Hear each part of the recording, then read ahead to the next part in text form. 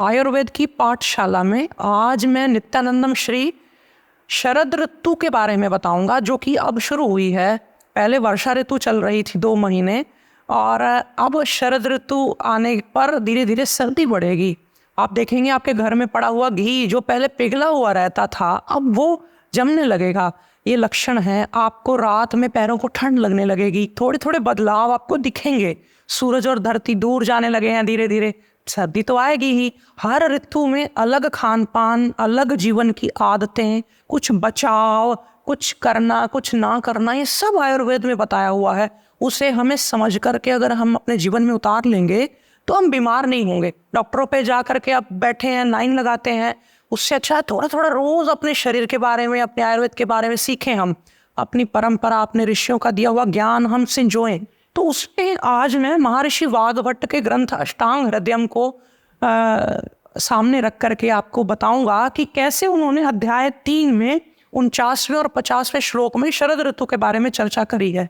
उन्होंने पहले ये बताया श्लोक में कि वर्षा ऋतु में जो 2 महीने पिछले महीने चली ऋतु, उसमें शरीर ढला हुआ था, उसको आदत लगी हुई थी वर्षा ऋतु की, कि कभी बादल आ रहे हैं, कभी वर्षा हो रही है। उस पूरे के पूरे ऋतु में जो शरीर हमारा चित्त ढला हुआ था, उससे यानी वर्षा शीतो चित्तंगा नाम, चित्त डला हुआ था, उसमें हमारा मन लगा हुआ था। तो उससे अचानक ही अब मौसम बदलने से क्या हुआ, और कम रश्मि भी, सूरज की रोशनी तेज होने लगी, क्योंकि बादल नहीं रहते, अब कम रहते हैं। तो क्या होगा, तपता नाम, हमारा शरीर थोड़ा तपेगा, वातावरण तपेगा। उससे क्या होगा, वर्षा ऋतु में हमारे अंदर पित्त स्टोर हो जाता है, गर्मी स्टोर हो जाती है। बाइल जूस जिसको कहते हैं, जो फैट्स को पचाता है, वो स्टोर हो जाता है। कहाँ स्टोर होता है, गॉल ब्लैडर में, पित्ताशय में बनाता है उसे लिवर है, स्टोर होता है गॉल ब्लैडर में। तो वो गॉल ब्लैडर में जो वर्षा की पूरी ऋतु में वो इकट्ठा होता रहा, थोड़ा नीचे नीचे गाढ़ा गाढ़ा, तो वो संचित हुआ बाहर निकलता है गर्मी से, ट्रिगर मिलता है उसको। संचितम वृष्टो, वर्षा में संचित हुआ, पित्तम शरदी कुप्यति, शरद ऋतु में वो कुपित हो गया, बाहर आया। अब उससे जीतने के लिए, तज्जयाय, उसे जीतने के लिए, यानी उसे अपने आप को उसको बैलेंस करने के लिए क्या करना है आपको, घृतम, घी का सेवन करें शरद ऋतु में।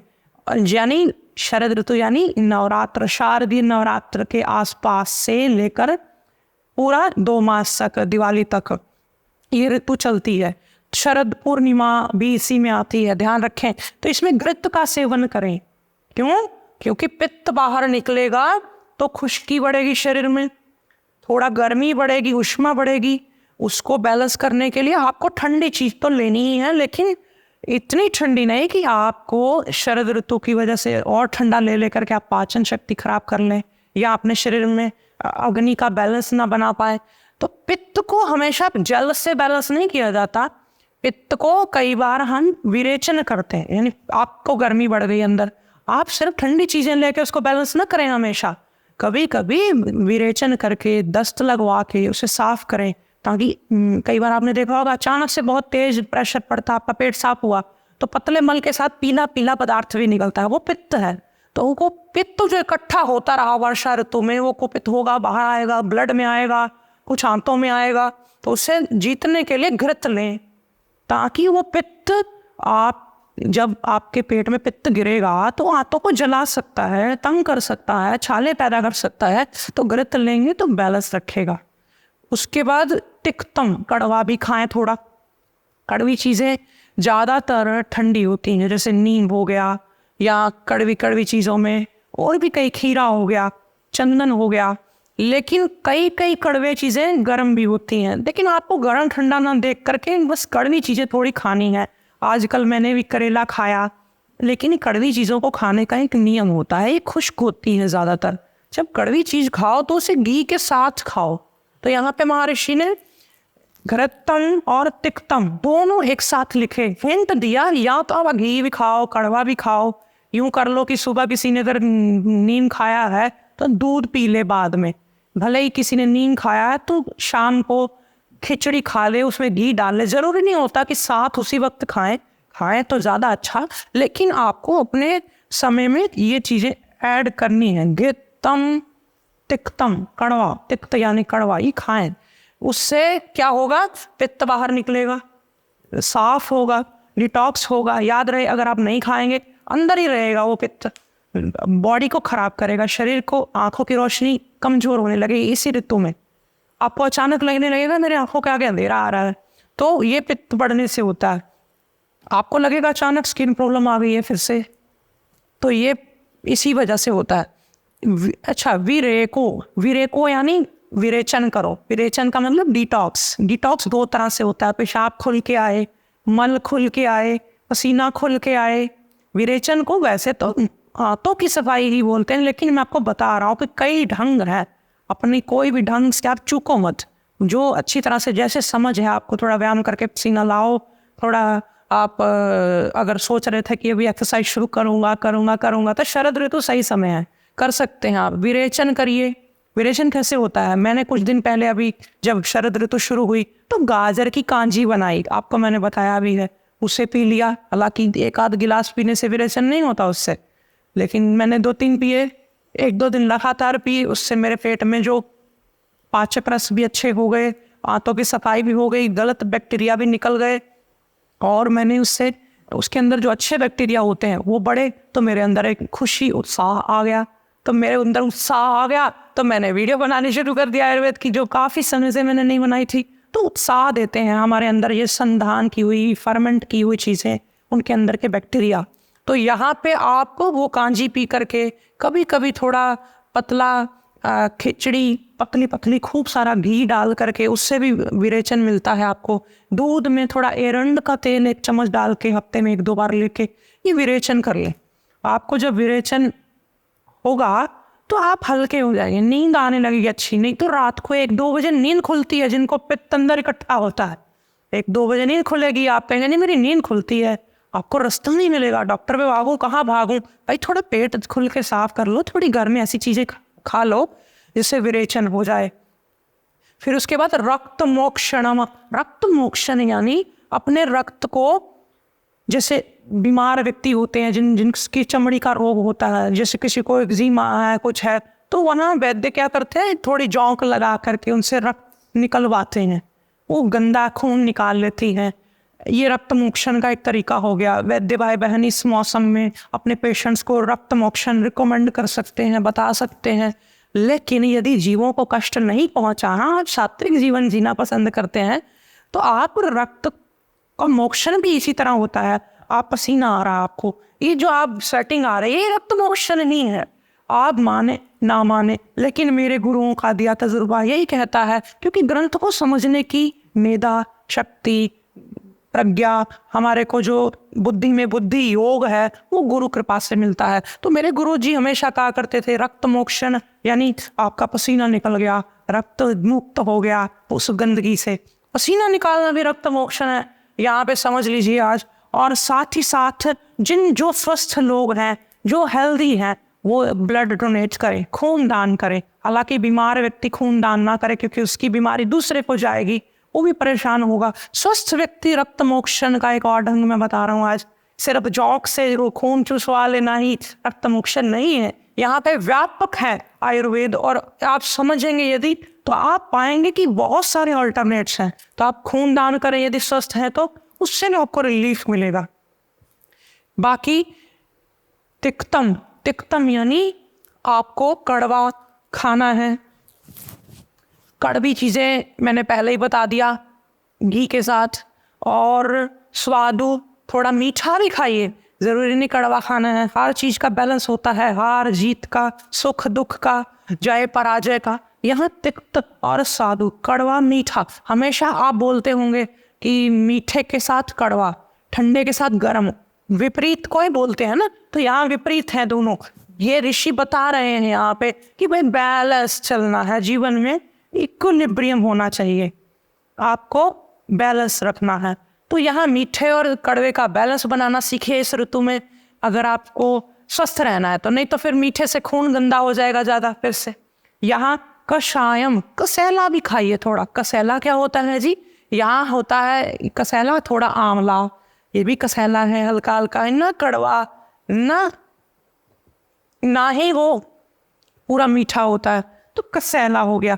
एक दाल आती है अरहर की, आपने देखा होगा घर में, तुअर की दाल बोलते हैं, वो भी कषाय है, कसैली है, आप लीजिए उसको, कोई दिक्कत नहीं है। चौ यानी और क्या लेना है, यहाँ लिख दिया क्षुधितो अन्नम, भूख लगने पर अन्न खाएं। देखो कितनी प्यारी बात कही कि भूख लगे तो खाना खाओ ना, बेवजह खाना क्यों खाएं। अगर हमें 1 रोटी की भूख है 1 खाएं, 4 की भूख है 4 खाएं। मैंने अपने गुरुजनों से बचपन से ही सीख लिया था कि रोटी खूब खाओ, अन्न खूब खाओ, कोई मनाही नहीं है, लेकिन जिस रोटी को पकड़ते ही मन में ख्याल आए खाऊं या ना खाऊं, यानी कि द्वंद आ जाए। आप रोटी खाते हैं, आपके मन में तो नहीं आता खाऊं या ना खाऊं, क्यों, भूख लगी खानी पड़ेगी, आप खाते हैं। लेकिन कोई एक ऐसा समय आ जाता है जब खाते खाते आपको पकड़ के हाथ में 2 विचार आते हैं, खाऊं ना खाऊं। इसका मतलब यह है आप उस पायदान पे पहुंच चुके हैं जहां पे अब आप खाएंगे तो अति कर जाएंगे, वहां रुक जाइए, वहां पे खाना ना खाइए। तो क्या कहा ऋषि ने, क्षुधितो अन्नम, भूख लगने पर अन्न खाओ, थोड़ा अन्न खाने की मनाही नहीं है। इस ऋतु में तो अन्न बहुत अच्छे से पचेगा, पित्त निकल रहा है भाई बाहर, जो स्टोर हुआ था उसको पचाना है, तो अन्न खाओ। अगर भूखे रहोगे इस मौसम में ही ज्यादा व्रत करी जाओगे तो क्या होगा, आपके शरीर का पित्त जो निकल रहा है वो आपके शरीर को जला देगा, धातुओं को जला देगा। अब आप धातुएं जलाना चाहते हो तो आपकी मर्जी, लेकिन अगर धातुएं को रक्षा करनी है तो अन्न खाओ, जरूर खाओ। और भजेन लघु, यानी कि इस करना है, भजे यानी भज धातु यहाँ लगा दी, करिए इसको। और लघु, लघु मतलब लिमिटेड, यहाँ बड़ी प्यारी बात कही ऋषि ने, मैं उसको भावार्थ की दृष्टि से समझा रहा हूँ। अगर आप इसका अर्थ करेंगे हो सकता है शाब्दिक रूप से थोड़ा इधर उधर हो जाए, लेकिन ऋषि यहाँ यही कहना चाहते हैं कि लघु, लिमिटेड। यहाँ लघु वो नहीं है कि आप कह दें कि भाई लघु, यहाँ कह दिया कि भाई लघु चीजें खाइए। जैसे आयुर्वेद में 2 प्रकार की चीजें होती, गुरु लघु। लघु यानी हल्की, हल्की तो है, वो तो खानी है इस ऋतु में, एकदम से भारा खाना न खाएं। सर्दी पूरी आ जाए फिर भारा लड्डू, बर्फी, पतीसा, आपका जो मन करे घर में पंजीरी बना के खाइएगा, अभी लघु खाओ। ऋषि कह रहे हैं अभी लघु, अभी रुको थोड़ा समय, आप लघु चीजें खाओ, खीर खा लो, ये है तो वो भी अच्छी, लेकिन खीर खा लो, लघु है तो लिमिटेड भी खाना है और हल्का भी खाना है। इतना अगर कोई कर गया तो काफी हद तक समझा जाएगा कि उसने शरद ऋतु की नियमावली जो ध्यान रखना था वो रख ली। उसके बाद लास्ट पे उन्होंने कहा शाली मुद्ग, यानी शाली यानी साठी के चावल। अब साठी के चावल सबको नहीं पता, ना ही सब खाते हैं। यहाँ इतना समझ लें कि जो चावल 60 दिन में पैदा हो जाता है, जो बहुत जल्दी पैदा होने वाले चावल है, आपने देखा होगा कुछ चावल आपको लोग बोलते हैं खिचड़ी वाले चावल, समा वाले चावल, ऐसे करके लोगों में प्रचलित है। कुछ मिलेट्स होते हैं, कंगनी, कोदरा या कुटकी, ये सब छोटे मिलेट्स हैं, ये जरूर खाइए। यहाँ पे ये सारे उसी कैटेगरी में आ जाएंगे, भाई बहन ही है सब। इसलिए एक ऋषि ने तो बहुत संक्षेप में इशारा करना होता है, समझने वाले को पता होना चाहिए। खाली साठी के चावल, साली चावल बताएं तो सिर्फ वही थोड़ी देंगे, सारे मिलेट्स लीजिए, हल्के हल्के खाइए, उबाल के, खिचड़ी बना के, मिक्स करके, चिल्ला बना के, खीर बना के मिलेट्स की, तो ये शाली आदि सब खाइए, इसमें बड़ा मजा आएगा, खून बनेगा नया, पित्त साफ होगा, बोझ नहीं पड़ेगा शरीर पे, लाइट हो जाएगा। और मुद्ग यानी मूंग खाइए, हरी मूंग लेनी है। और सीता, मिश्री भी ले सकते हैं, मधुर बात की थी ना अभी हमने यहाँ पे कि आपको इस मौसम में थोड़ा मीठा भी खाना है, तो मिश्री का मतलब ये है मीठी कोई चीज खा ले, जैसे अभी मैंने बोला खीर खाइए, इस ऋतु में पेठा खाइए, आंवला का मुरब्बा खाइए, जरूर खाइए, आपको अच्छा रहेगा। धात्री, देखो अभी मैंने बोला था तो ऋषि ने भी साथ में ही बता दिया कि धात्री, आंवला लेना है। आंवला इस ऋतु में आ भी जाता है, आप देखेंगे शरद ऋतु तक तो पूरा तैयार हो जाता है आंवला। और उसमें शरद ऋतु की वजह से जिस जिस जगह पे अब से शरद ऋतु शुरू हुई है, जिस जिस औषधि पे, जिस जिस वनस्पति पे चांद की रोशनी पड़ेगी, उसमें अमृत जैसा गुण आ जाता है। यहाँ तक कि गंगा में, नदियों में जो है वो भी अमृत आ जाता है। अमृत कहाँ से आएगा भाई, मैं आपको बता दूं, उसकी क्वालिटी बहुत बढ़ जाती है, उसको अमृत कहते हैं आयुर्वेद में। तो यहाँ पे आंवला खाइए, सेहत बनेगी, यह सही ऋतु है, सही समय है। और यहाँ पटोल आ गया, परवल खा लीजिए थोड़ा, वो भी कड़वा होता है, हरा होता है और थोड़ा सा मधु ले लीजिए, शहद भी ले सकते हैं। मैं यहाँ कहने ही वाला था लेकिन मैं थोड़ा रुक गया था कि आगे लिखा होगा कि आंवले के साथ शहद का बड़ा अच्छा कॉम्बिनेशन है। आंवला कद्दूकस करके उसको बराबर मात्रा में या थोड़ा अधिक भी डालना पड़े, इतना शहद में डुबो दे कि वो पूरा डूब जाए, पानी की एक बूंद नहीं लगनी चाहिए। पहले आंवला धो के कपड़े से पोंछ के 1 आध घंटा धूप लगवा के हाथ सूखे करके थाली सूखी लेके फिर कद्दूकस करना। स्टील आदि के बर्तन में ज़्यादा देर स्टोर नहीं करना, कांच में डाल देना, उसको थोड़ा थोड़ा बनाना। रोज इकट्ठा बना दोगे तो हो सकता है इकट्ठा ही खराब हो जाए। अनाड़ी आदमी शुरुआती दौर में जो व्यक्ति पहली बार प्रयोग करता है खराब कर लेता है, उस पर फंगस आ जाती है। तो थोड़ा थोड़ा रोज बना ले। थोड़े से आंवले शहद में डुबो दिए, नहीं शहद अफोर्ड कर सकते चीनी में डुबो दिए, धूप लगवाते रहे, वो एक सरस सा चटनी जैसा बन जाएगा। 5-6 धूप लगवाने से गुलकंद जैसा बन जाएगा, आंवला कंद बन जाएगी। वो धूप लगी हुई उसको चांद की रोशनी भी लगवा दे और भी सोने पे सुहागा हो जाएगा, उससे आंखों की रोशनी बहुत बढ़ेगी। और अगर आप चाहें, आप घी और शहद विषम यानी कि बराबर नहीं लेना। एक घी को अगर आपके अंदर आंखों में खुश्की है तो आप 100 ग्राम घी ले लीजिए और 200-300 ग्राम शहद ले लीजिए। अगर आपको शरीर में गर्मी चाहिए, ऊष्मा चाहिए, तो आप घी की मात्रा थोड़ी कम कर लें, शहद और बढ़ा लें। तो इस तरह से आप मधु का उपयोग कर सकते हैं। जांगलम, अंत में लिख दे जांगलम। यहाँ पे कई लोग बड़ी चतुराई से इसको जानवर का या जंगली जानवरों का मांस समझ लेते हैं, हालांकि समझने वाले को कुछ भी समझ लेगा। अब कोई व्यक्ति कहेगा रुको, मत चलो, ये पढ़िए जरा, यहाँ पे कोमा आ गया है, एक विराम आ गया है। थोड़ा अर्ध विराम देने से यहाँ रुको यानी रुक जाओ, मत चलो, तो आप नहीं चलेंगे। लेकिन अगर कोई ना समझ या कोई थोड़ा अपनी मति लगाने वाला रुको मत चलो ऐसा समझ ले तो वो चलने लगेगा।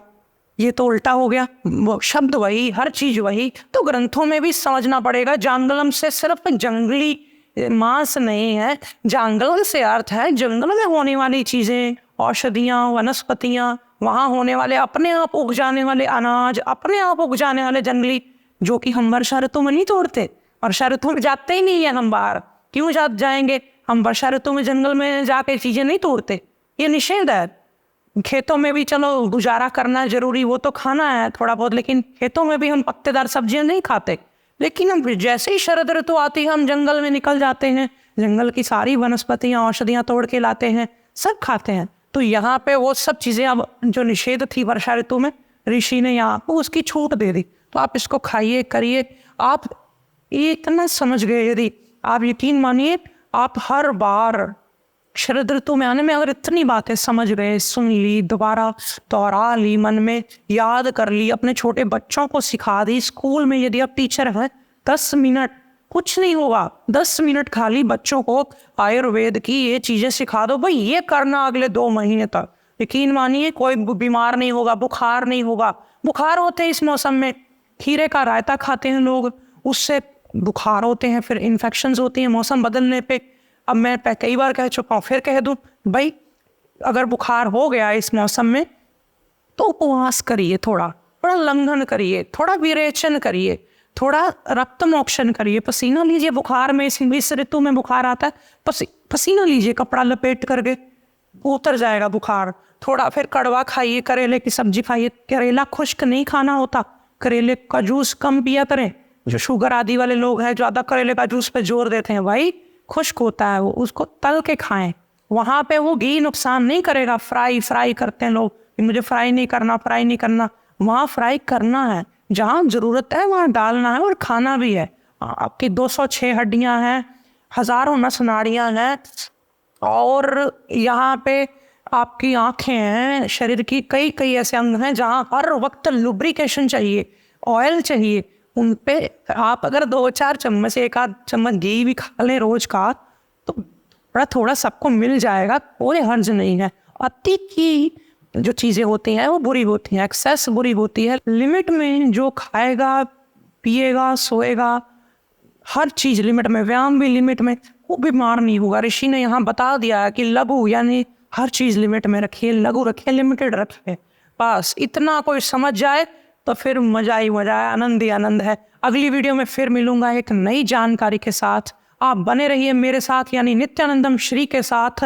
यूट्यूब, फेसबुक और इंस्टाग्राम सहित बहुत सारे जो सोशल साइट्स हैं सब पे मेरे अपने चैनल्स हैं, उस पे मैं ये चीज़ें सिखाता हूँ आपको। और जाते जाते प्रार्थना करूँ आनंदम आयुर्वेद से भी जुड़े, जो कि हमारा अपना एक फार्मेसी ब्रांड है जिस पे आपको जीवन बचाने वाली औषधियाँ मैं बना करके उपलब्ध करा रहा हूँ। सभी वैद्य भाई बहन उससे जुड़ करके लोगों का भला करें। हमारे ऋषियों की जो चीज़ें पहले बताई हुई हैं ग्रंथों में अब बननी बंद हो गई, मैं उसको वापस बनाने की कोशिश कर रहा हूँ। उसमें मैं आगे तभी बढ़ पाऊँगा जब मुझे आप लोग एक तरह से जो चीज़ें बनाई हैं, औषध बनाने वाला वैद्य वो खुद नहीं खाता, वो उसको सारी थोड़ी खुद खाएगा, जो उसको जरूरत है वही खाएगा, तो वो लोक कल्याण के लिए होती है। इसलिए जो लोग इसको मार्केटिंग कहते हैं उनको थोड़ा सोचना चाहिए, थोड़ा शब्दों पे अपने थोड़ी मर्यादा रखनी चाहिए। बहुत बहुत धन्यवाद, नमस्कारम। क्या कोई खाने की चीज़ ऐसी है जो 1 साल के बच्चे से लेकर के 100 साल के बुजुर्ग व्यक्ति को दी जा सके? जी हाँ, मैं आपके लिए लेकर के आया हूँ आनंदम आयुर्वेद के द्वारा बनी यानी मेरे द्वारा बनाई गई मल्टीग्रेन खिचड़ी। इसमें जितने भी मिलेट्स या अनाज हैं वो एज्ड हैं, यानी एक सीज़न बाद के लिए गए हैं ताकि उसमें ग्लाइसेमिक इंडेक्स ना बढ़े, डायबिटीज़ ना बढ़े, मोटापा ना बढ़े, जल्दी पच जाए। और इनको रोस्ट भी किया गया है ताकि खाने में स्वाद ज़्यादा आए और हल्का रहे पचने में, पेट में दर्द ना हो, बच्चों को भी। और मूंग ताजी ली गई है इसमें ताकि खून ज़्यादा बढ़े, मूंग पुरानी नहीं होनी चाहिए। और बहुत सारी इसमें मसाले, खड़े मसाले भी हैं।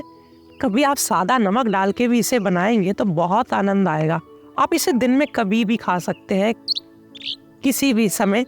बहुत ही पाचक और बलवर्धक है।